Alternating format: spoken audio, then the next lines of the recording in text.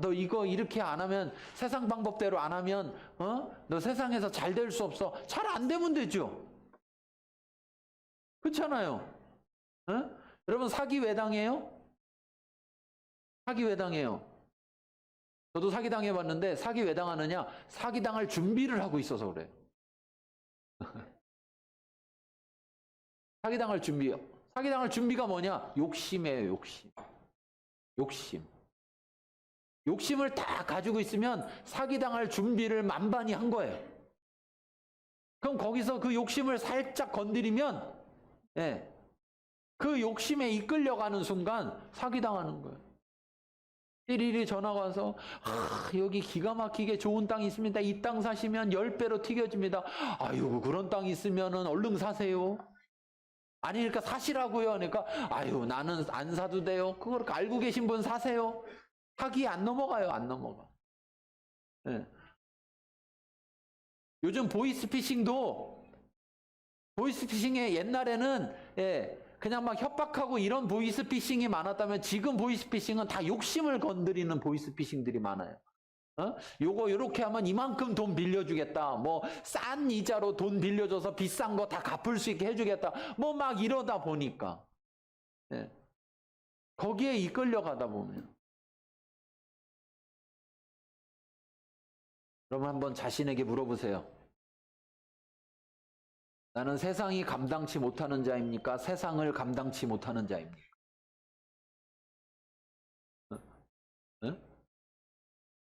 내가 주 안에 살아간다면, 내 안에 주 대신 예수, 복음이 자리 잡고 있다면, 내가 복음을 영접했다면, 나는 세상을 감당치 못하는 자가 아니라 세상이 감당치 못하는 자여야만 합니다. 그리고 주 안에 살아갈 때 주께서 나를 이끌어 가시는데, 그 이끄심에 따라가기만 하면 우리는 세상이 감당치 못하는 자로 살아가게 된다는 것입니다. 그래서 이것이 기쁜 소식이에요. 이 기쁜 소식을 이야기하고 있는데, 그 중에 오늘 이야기하고자 하는 것이 뭐냐? 우리를 하나님 앞으로 나아갈 수 있도록, 나를 창조하신 그 창조자, 예수를 영접하는 자에게 하나님의 자녀가 되게 하시는, 아버지 되시는 그분 앞으로 나아갈 수 있도록 길을 열어주시는 분, 그분이 바로 예수라는 거죠. 그분이. 그러니 우리는 얼마나 기쁜 소식이에요. 이것이. 예수 믿으면 평안하다던데. 믿으면요. 말이 맞아요. 믿으면요. 왜? 그런데 예수 믿으면 왜 평안하냐? 모든 문제를 싹 해결해 주거나 아무 문제가 일어나지 않게 해줘서가 아니고, 그 문제보다, 그 문제에 다스림 받는 게 아니라 그 문제를 뛰어넘어서 그 문제를 다스릴 수 있게 해주기 때문에 평안한 거예요. 다스리게 해줄 수 있다는 건 나에게 큰 능력을 준다는 게 아니라, 그걸 다스릴 수 있는 능력이 되신 그분과 내가 함께 할 수 있기 때문이라. 그러니까 뭐 어떤 거든지 오케이. 문제 해결 되면 돼도 오케이, 안 되면 안 돼도 오케이. 그럼 평안할 것 같아요? 안 평안할 것 같아요? 어떤 게 정상이에요? 평안한 게 정상이에요? 안 평안한 게 정상이에요? 그럼 내가 안 평안하다. 그럼 난 지금 정상이에요? 안 정상이에요? 0단계라 엉망진창인 거예요? 여러분, 오늘 아이들이 많이 왔는데, 제가 얘기했잖아요. 0단계의 어린아이들은 질서를 잘 따르는 게 정상이에요? 잘 안 따르는 게 정상이에요? 잘 안 따르는 게 정상이에요. 그러니까 어른들이 볼 때는 엉망진창이죠. 근데 애들은 그렇게 엉망진창이어도, 그럼 어른은 질서를 따라야 돼요? 안 따라야 돼요? 그럼 어른은 애들이 어떻게 하든지 예배를 드려야 돼요? 안 드려야 돼요? 예배를 드려야 되는데 애들이 어떻게 한다고 그래가지고 계속 애들만 신경 쓰고 있어. 그러면 애가 앤 거예요? 내가 앤 거예요? 그렇잖아요? 네? 문제는 우리가 하나님 그 분 앞에 나아가서 하나님과 함께 살아가는 것인데 그 거룩하신 하나님 앞에 나아갈 길이 없었어요. 우린 죄인이라서. 그런데 그 죄인된 우리가 하나님 앞으로 나아갈 수 있도록 길이 되신 분이 바로 예수님이라는 거예요. 그걸 구약의 개념으로 설명하자면 대제사장이라는 거예요. 대제사장.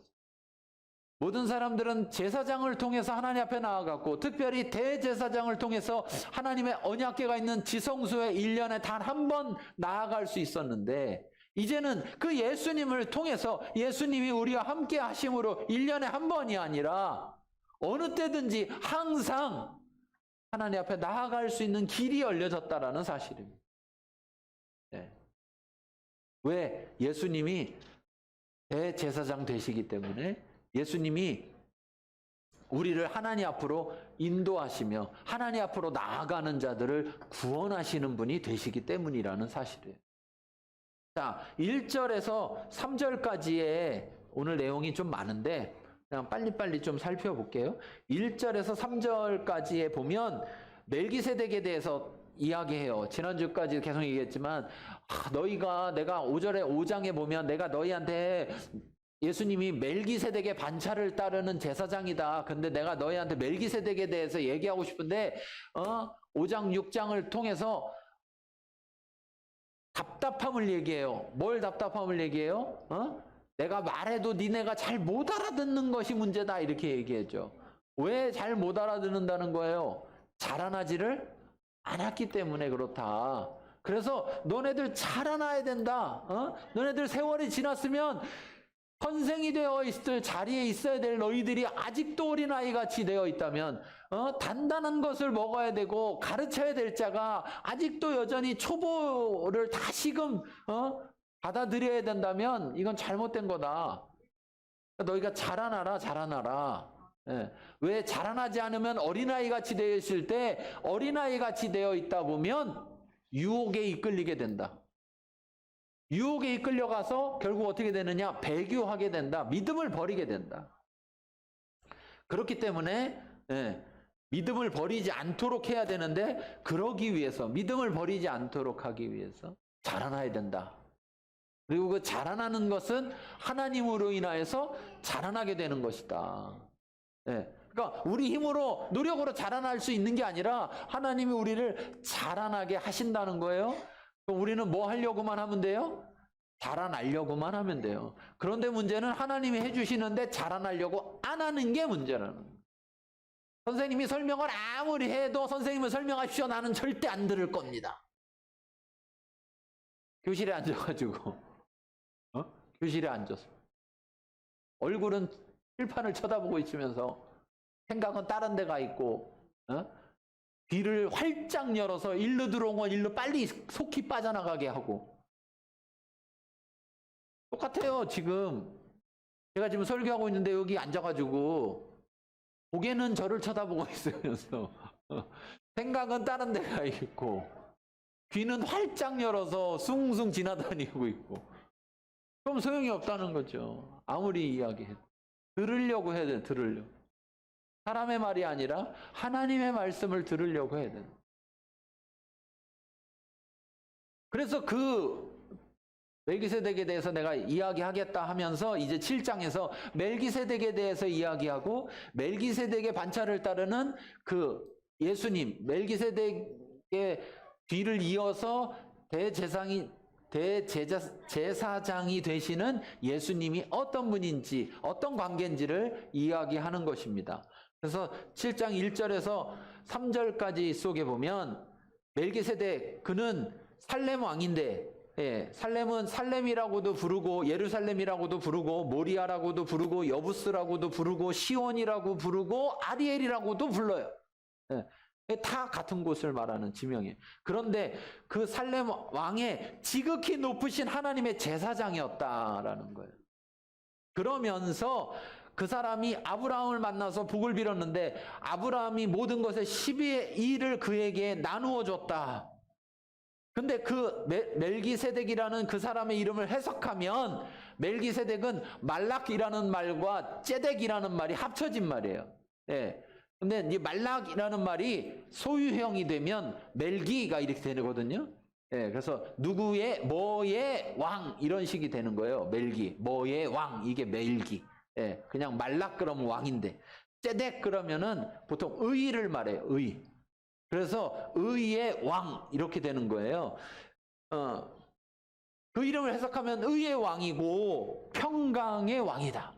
그런데 여러분 생각해 보세요. 의의 왕이고 평강의 왕이다. 그러면 누가 생각나느냐?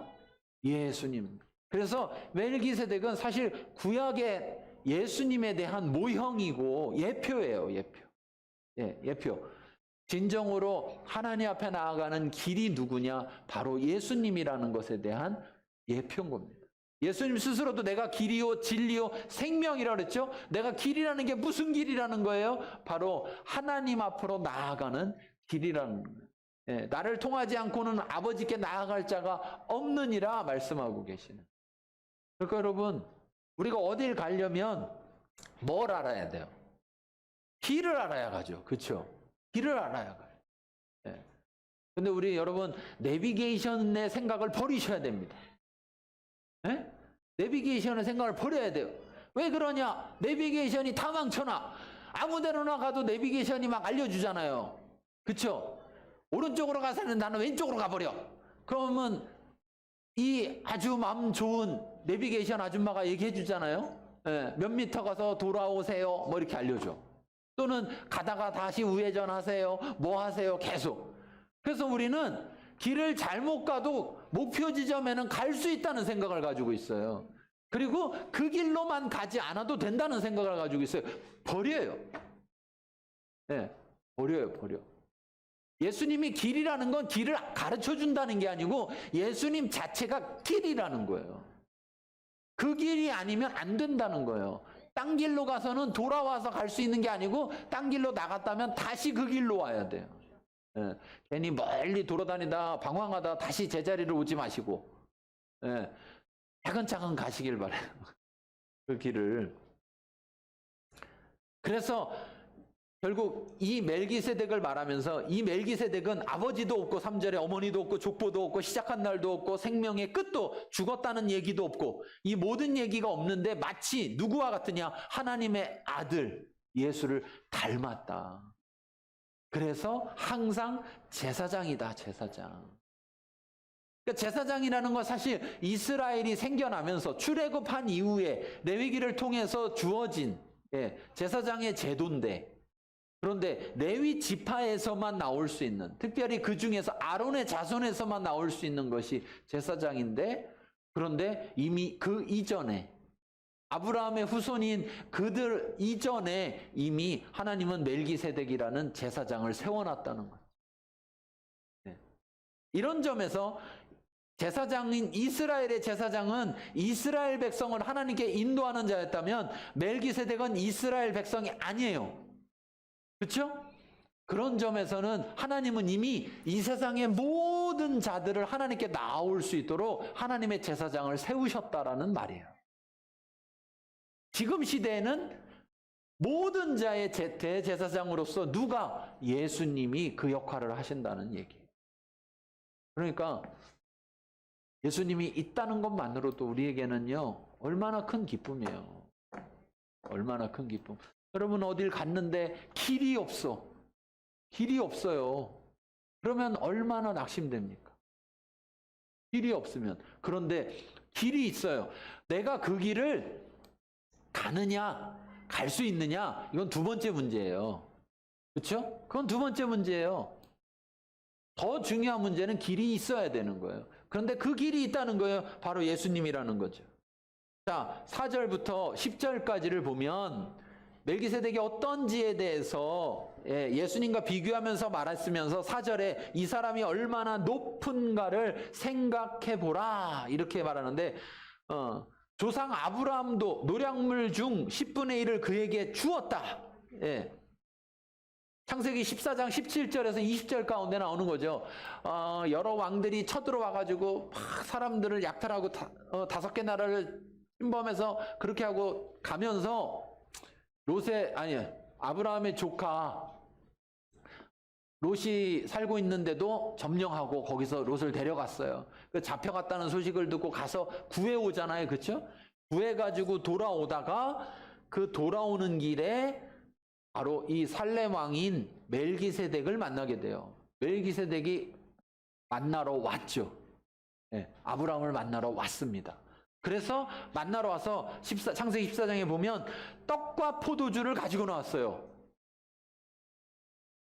물론 이렇게 얘기할 수 있어요. 그 시대에는 떡을 먹었고 떡 먹을 때 포도주 마셨고 물론 그렇죠. 네. 그런데 굳이 그냥 먹을 걸 가지고 나왔다 표현 안 하고 떡과 포도주를 표현했어요. 그리고 떡과 포도주를 나눴어요. 네. 멜기세덱이 누구를 예표한다고 그랬어요? 예수님의 모형이라고 그랬죠. 예수님이 주의 만찬 마지막 만찬에서 뭘 나눕니까? 떡과 포도주를 나눠요. 근데 떡과 포도주는 뭘 상징해요? 피와 살, 다시 말해서 생명을 상징하죠. 이걸 이야기하면서 너네들 기억하라는 거야. 응? 멜기세덱이 얼마나 대단한지를.